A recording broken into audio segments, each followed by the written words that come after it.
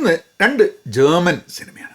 2 German സിനിമയാണെന്ന് മാത്രമല്ല, ആ 2 സിനിമകളും ഒരു നോവലിൽ നിന്ന്, ഒരു ബുക്കിൽ നിന്ന് അഡാപ്റ്റ് ചെയ്തിട്ടുള്ള സിനിമകളാണ്. ഒരു സിനിമ door to door bookstore എന്നാണ്. അതിൻ്റെ ജർമ്മൻ പേര് എന്തോ ഒരു ഡർ ബുർഷ് പാഷിയർ എന്നൊക്കെയാണ്. അത് പ്രൊനൗൺസ് ചെയ്യാനൊന്നും എനിക്ക് അറിഞ്ഞൂടാ. ബുക്ക് വാക്കർ എന്നുള്ളതാണ് അതിൻ്റെ. ആ നോവല് ഒരു ജർമ്മൻ നോവൽ ബേസ് ചെയ്തിട്ടാണ്. 2024 സിനിമ വന്നിട്ടുള്ളത്. ഞാൻ ഈ സിനിമ കണ്ടത് നാട്ടിലേക്ക് കഴിഞ്ഞ പ്രാവശ്യം നാട്ടിലേക്ക് വരുന്ന സമയത്ത് ഫ്ലൈറ്റിൽ വെച്ച് കണ്ട സിനിമയാണ്. അപ്പോൾ കാരണം സിനിമേനെ പറ്റി നമ്മൾ റിവ്യൂ ചെയ്യുമ്പം ഒരു പോലെയുള്ള 2 സിനിമകൾ എന്നുള്ള അങ്ങനെയാണ്. ഞാനപ്പം വേറൊരു ജർമ്മൻ സിനിമ കാണുന്നവരെ I just thought that I watch A German movie. അത് കഴിഞ്ഞിട്ട് നമുക്ക് ഇതിൻ്റെ ഒരു ഇൻട്രഡക്ഷൻ ചെയ്യാനുള്ളത്. വേറൊരു സിനിമ ഒരു 1961 നോവലാണ്. 2014 ജർമ്മൻ സിനിമയാണ്. ഒരു വാർ റിലേറ്റഡ് സംഭവമാണ്. ആദ്യം നമുക്ക് ബുക്ക് വാക്കർ അല്ലെങ്കിൽ door to door bookstore എന്നുള്ള സിനിമയെ പറ്റി പറയാം. പുസ്തകങ്ങളെക്കുറിച്ച് ധാരാളം സിനിമയുണ്ട്. പുസ്തകങ്ങളെക്കുറിച്ച്, പുസ്തക കഥകളെക്കുറിച്ച് നോവലുകൾ ധാരാളമുണ്ട്. കാരണം അങ്ങനത്തെ പുസ്തകങ്ങൾ ഇഷ്ടപ്പെടുന്ന, അങ്ങനത്തെ കഥകൾ ഇഷ്ടപ്പെടുന്ന ധാരാളം ആൾക്കാരാണ്. ഇതൊരു ചെറിയ ജർമ്മൻ ടൗൺ. അവിടെ ഒരു പുസ്തക കട നടത്തുന്ന ഒരാളുണ്ട്. അയാളെന്താ ചെയ്യുകയെന്ന് പറഞ്ഞു കഴിഞ്ഞാൽ, അയാൾ പുസ്തകങ്ങൾ സെലക്ട് ചെയ്തിട്ട് അവിടെയുള്ള ചില ആൾക്കാർക്ക് പുസ്തകം കൊണ്ടെത്തിക്കും. അപ്പോൾ ഈ ആൾക്കാരുടെ പ്രത്യേകത എന്താണെന്ന് പറഞ്ഞാൽ, ഈ വീടുകളിലുള്ള ആൾക്കാരുടെ പ്രത്യേകിച്ച് അവർ ഭയങ്കര ലോൺലി ആയിട്ട് ഒറ്റയ്ക്ക് താമസിക്കുന്ന ആൾക്കാർ. അവർ പുറത്തേക്ക് വരില്ല. അവർക്ക് പല പല കാരണങ്ങൾ കാരണം അവർ അധികം പുറത്തേക്ക് വരില്ല. അപ്പം they shut themselves inside the houses. അപ്പോൾ അവരുടെ വീട്ടിലേക്ക് ആകെ അവർക്ക് ഈ ലോകവുമായിട്ടുള്ള ബന്ധം ഈ ബുക്ക് വാക്കർ കൊണ്ട് കൊടുക്കുന്ന പുസ്തകങ്ങളാണ്.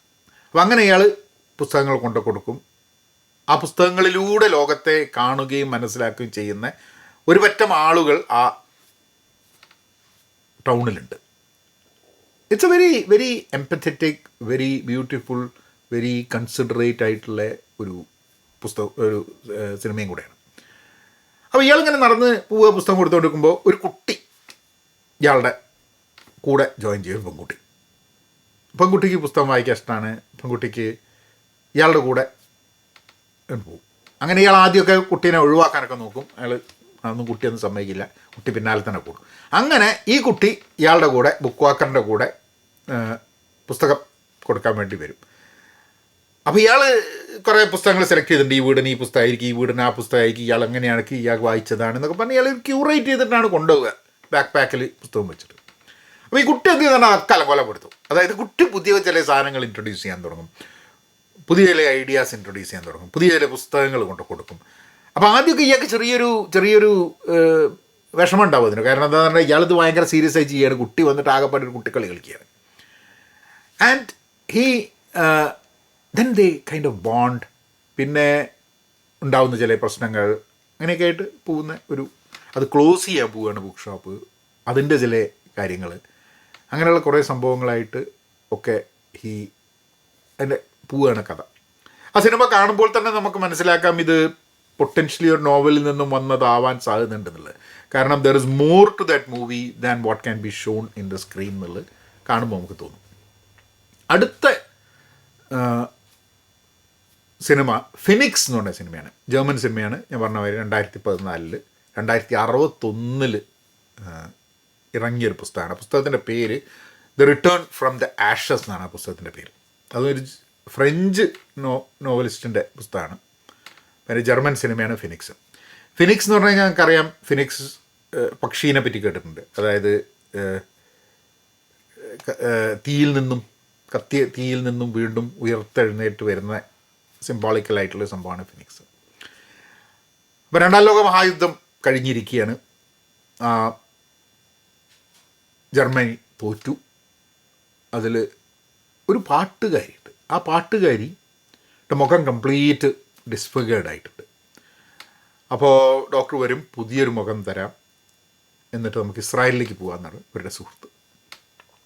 അങ്ങനെ ഇവർക്ക് പുതിയൊരു മുഖം കിട്ടുകയാണ്. ഒരു വളരെ പേര് കേട്ട ഫേമസ് ആയിട്ടുള്ളൊരു പാട്ടുകാരിയാണ്. അപ്പോൾ ഇവർക്കൊരു ഭർത്താവുണ്ട്.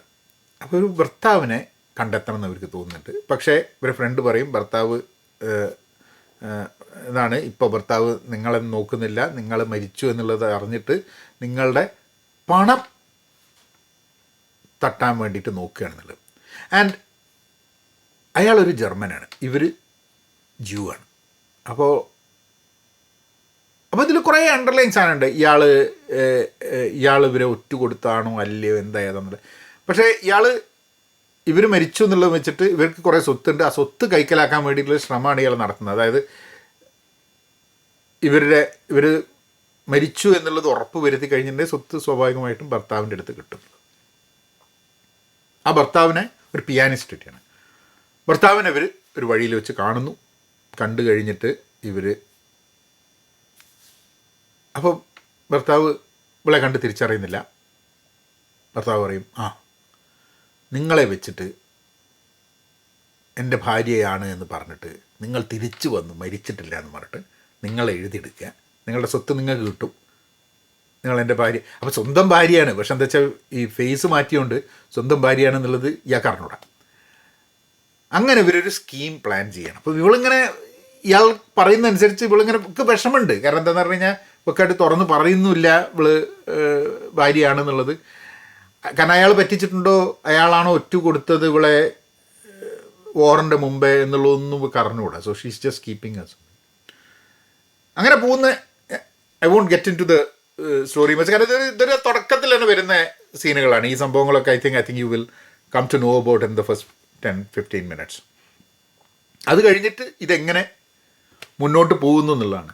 അയാളെ കണ്ടെത്തുന്നത് എങ്ങനെ, ഇവർ കണ്ടെത്തുമോ, അയാളെ വിട്ടുപോകുമോ, എന്താണ് ഇതിൻ്റെ വാട്ട് ഹാസ് റിയലി ഹാപ്പൻഡ് എന്നുള്ളതാണ് പുസ്തകത്തിന്.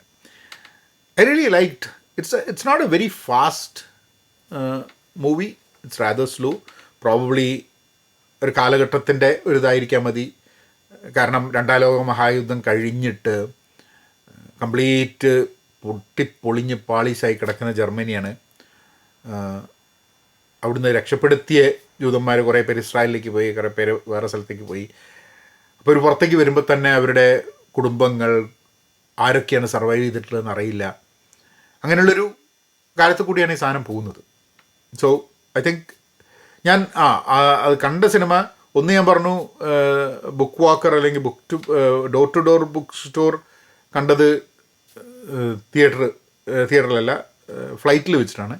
ബട്ട് ഫിനിക്സ് ഞാൻ മൂബി എന്ന് പറഞ്ഞിട്ടുള്ള പ്ലാറ്റ്ഫോമിൽ വെച്ചിട്ടാണ് കണ്ടത്. So I think if you are really interested maybe you can take Mubi and take a look at phoenix.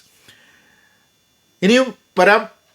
ഞാൻ ഒരു ജാപ്പനീസ് സിനിമ കണ്ടിട്ടുണ്ട്, ഒരു ഫ്രഞ്ച് സിനിമ കണ്ടിട്ടുണ്ട്, ഒരു ഡാനിഷ് സിനിമ കണ്ടിട്ടുണ്ട്. അപ്പോൾ അതിലൊക്കെ ഒരു സിനിമയും കൂടെ അതേ ടൈപ്പ് കണ്ടു കഴിഞ്ഞിട്ടുണ്ടെങ്കിൽ I will introduce that to U.